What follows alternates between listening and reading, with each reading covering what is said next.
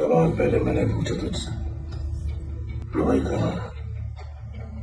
दोस्तों, शाहरुख खान की पठान फिल्म तो आप लोगों ने देखी ही होगी और इस फिल्म में दिखाए जाने वाले एक्शन सीन से आप काफ़ी ज़्यादा एक्साइटेड भी होंगे, क्योंकि इसी तरह की चीज़ें देखकर हम थिएटर में ताली बजाते हैं, सीटी मारते हैं और बहुत एंजॉय करते हैं। पर क्या कभी आपने सोचा है कि इन फिल्मों में दिखाए जाने वाले खतरनाक एक्शन सीन्स आखिर फिल्माए कैसे जाते हैं? क्या असली में शाहरुख खान और सलमान खान जैसे सुपरस्टार अपनी गाड़ियों को उड़ाते हैं? क्या वो सच में हेलीकॉप्टर पर स्टंट दिखाते हैं और गुंडों को मारते हैं, या फिर उनके पीछे की कहानी कुछ और ही है? आज हम इन सभी बातों पर से पर्दाफाश करेंगे, इसलिए वीडियो को एक पल के लिए भी स्किप मत कीजिएगा। और वीडियो शुरू करने से पहले अगर अभी तक आपने हमारे चैनल अनोखी दुनिया को सब्सक्राइब नहीं किया है तो जल्दी से कर लीजिए। सिनेमा घरों में धूम मचाने वाली पठान फिल्म कितनी शानदार है ये तो आप भी जानते हैं, जिसमें आपको एक से बढ़कर एक एक्शन सीन देखने को मिलेंगे और गाड़ियां तो ऐसे उड़ती हैं कि पूछिए मत। इस फिल्म का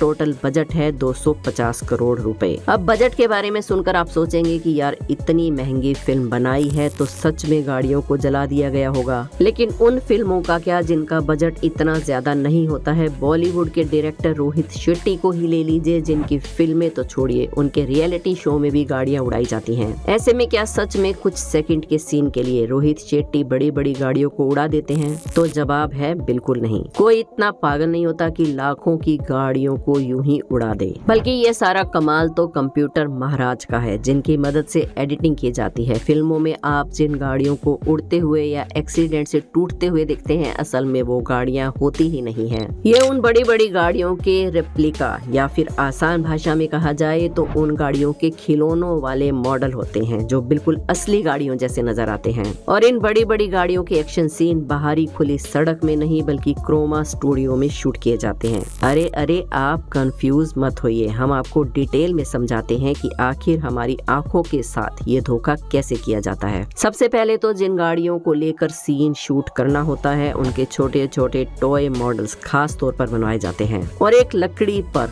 रेत डालकर नकली सड़क तैयार की जाती है, जो बिल्कुल असली सड़क जैसी नजर आती है। जिसके बाद सीन के हिसाब से ही गाड़ियों को सेट करके उनकी पोजीशन फिक्स की जाती है। और जिन गाड़ियों को उछालते हुए दिखाना होता है या फिर एक्सीडेंट्स वगैरह के सीन दिखाने होते हैं, तो इस तरह की चीजों को फिल्माने के लिए कार को धागे से बांधकर हाथों से उछाला जाता है और इस एक सीन को कैमरे में कई सारे एंगल्स से रिकॉर्ड किया जाता है। एक बार जब ये सारा सीन रिकॉर्ड हो जाता है तब अब बारी आती है एडिटिंग की, क्योंकि सारा खेल तो कंप्यूटर महाराज का ही होता है। एडिटिंग के सहारे ही सब कुछ किया जाता है। साफ शब्दों में कहा जाए तो एडिटिंग ही वो जादू है जिसे देखकर हम दर्शक सिनेमा घरों में सीटी बजाना शुरू कर देते हैं। सबसे पहले तो एडिटिंग के जरिए कार से बंधे धागे को पूरी तरह से हटा दिया जाता है और सीन को ज्यादा रियलिस्टिक बनाने के लिए धूल मिट्टी भी उड़ाई जाती है, जिसे देखने में ऐसा लगता है कि मानो सच में बड़ी सी गाड़ियां उड़ रही हों। दोस्तों, ये तो हुई कार उछालने की बात, लेकिन फिल्म में इससे भी ज्यादा बड़े बड़े कारनामे होते हैं, जैसे कि एक साथ कई सारी गाड़ियों को चलते हुए दिखाया जाता है। इस तरह के सीन भी इन छोटी छोटी गाड़ियों की मदद से ही शूट किए जाते हैं, जिसके लिए कई सारी गाड़ियों को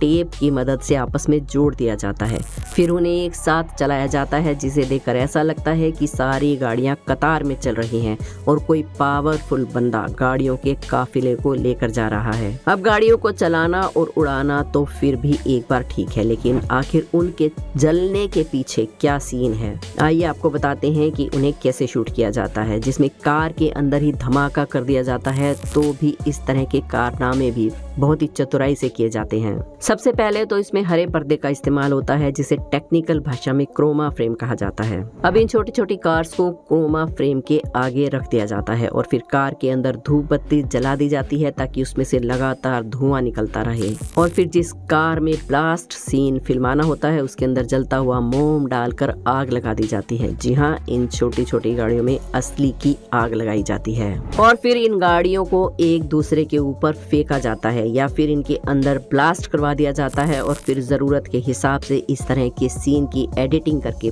परफेक्ट फिल्म तैयार हो जाती है। तो देखा आपने कि किस तरह से फिल्म मेकर्स हमारा उल्लू बनाते हैं, पर अभी तो केवल शुरुआत है, क्योंकि फिल्मों में दिखाए जाने वाले जितने भी बेहतरीन और हैरत अंगेज सीन होते हैं उनमें सारा खेल ग्राफिक्स का या फिर विजुअल इफेक्ट्स का होता है। लेकिन इसको भी ज्यादा रियलिस्टिक बनाने के लिए सीन की डिटेलिंग या फिर विजुअलाइजेशन बहुत ही ज्यादा ध्यान से की जाती है, ताकि जब दर्शक फिल्म देखें तो उन्हें ऐसा महसूस हो जैसे कि ये स्टंट असली किए गए हैं। और जब हम थिएटर में बैठकर फिल्म देखते हैं तो हमें लगता है कि गाड़ियों को उड़ाने वाले या फिर ब्लास्ट करने वाले सीन बिल्कुल असली हैं। दोस्तों, आप लोगों ने फिल्म में हीरो को हेलीकॉप्टर से लटकते हुए या फिर उस पर खड़े होकर स्टंट करते हुए तो कई बार देखा होगा। ये सारे कारनामे हमारे बॉलीवुड के खिलाड़ी यानी कि अक्षय कुमार सबसे ज्यादा करते हुए नजर आते हैं। और हमारी देसी सुपर हीरो मूवी क्रिश में तो ऋतिक रोशन एरोप्लेन से लटकते हुए नजर आते हैं, जो कि सच में बेहतरीन सीन है। लेकिन क्या आप जानते हैं कि आखिर इस सीन को किस तरह से फिल्माया गया था? अगर हम क्रिश मूवी की बात करें तो इस फिल्म में ऋतिक रोशन को प्लेन से लटका हुआ दिखाया गया है, पर आप ये जानकर हैरान हो जाएंगे कि यहाँ पर असल में कोई प्लेन था ही नहीं, बल्कि इस पूरे सीन को क्रोमा और VFX टेक्निक से शूट किया गया था, जहाँ इन सभी टेक्निक्स की मदद से ऋतिक रोशन को अलग से शूट किया गया था और एरोप्लेन के सीन्स को अलग से शूट किया गया था और फिर इन्हें बाद में मिक्स किया गया। यानी कि दो अलग अलग तरह के शूट किए गए सीन्स को एक साथ जोड़ दिया गया, जिसकी मदद से ऐसा लगा कि मानो ऋतिक रोशन खुद ही प्लेन से लटके हुए हैं और कभी भी गिर सकते हैं। पर असल मायनों में जब आप इस सीन को शूट होते हुए देखेंगे तो हंस हंस कर पागल हो जाएंगे, क्योंकि बिना किसी प्लेन के क्रोमा स्क्रीन के सामने ये सब शूट किया जा रहा था, जो कि सच में काफी फनी लगता है। ये सब देखकर ऐसा लगता है जैसे किसी सर्कस के कलाकार अपनी कमर में रस्सी बांधकर इधर उधर झूल रहे हों। लेकिन जब एडिटिंग के बाद फिल्म हमारे सामने आती है तो दर्शकों की आंखें खुली की खुली रह जाती हैं। इतना ही नहीं दोस्तों, आपने अक्षय कुमार को जितने भी प्लेन और हेलीकॉप्टर वाले शूट करते हुए देखा है, उसमें अक्षय कुमार को लोहे की केबल से बांधा जाता है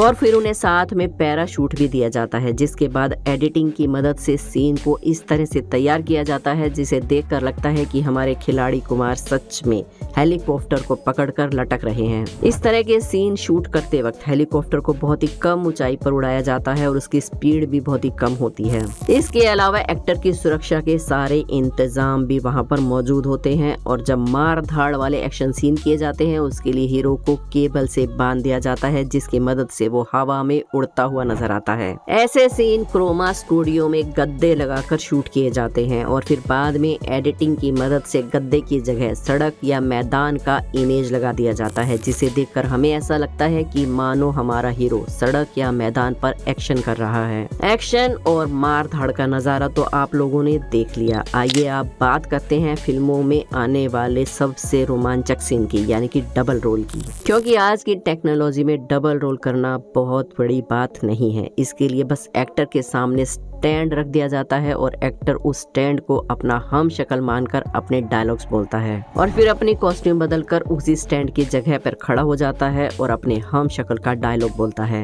इन दोनों ही सीन को अलग अलग एंगल से पहले शूट किया जाता है, उसके बाद सॉफ्टवेयर की मदद से एक कर दिया जाता है और जब लोग इन सीन को देखते हैं तो उन्हें लगता है कि मानो एक ही शक्ल के दो लोग आमने सामने खड़े हैं। आपको बता दें कि इस तरह के सीन्स में एडिटिंग और स्पेशल इफेक्ट के अलावा एक्टर्स की एक्टिंग में भी दम होना बहुत ही जरूरी होता है, क्योंकि एक अच्छा एक्टर ही स्टैंड को अपना हम शक्ल मानकर अपने दोनों रोल को अच्छी तरह से निभा सकता है। इसी वजह से अगर जुड़वा या फिर कह लीजिए डबल रोल वाली फिल्में जितनी भी होती हैं या तो सुपर डुपर हिट हो जाती हैं या फिर बिल्कुल फ्लॉप हो जाती हैं। वैसे देखा जाए तो आज के टेक्नोलॉजी वाले दौर में डबल रोल करना क्या ट्रिपल रोल करना भी मुश्किल काम नहीं है, लेकिन जब टेक्नोलॉजी इतनी ज्यादा एडवांस नहीं थी तो पुराने समय में इस तरह की चीजें फिल्माना काफी ज्यादा मुश्किल हो जाता था। इसी वजह से जितनी भी पुरानी जमाने की फिल्मों में डबल रोल वाली फिल्में आती थी सब हिट हो जाती थी, क्योंकि दर्शकों को उसमें कुछ नया देखने को मिलता था। पुराने जमाने में यानी कि जब टेक्निक नहीं होती थी ऐसी फिल्में कैसे बनाई जाती थी और आजकल इस तरह की फिल्में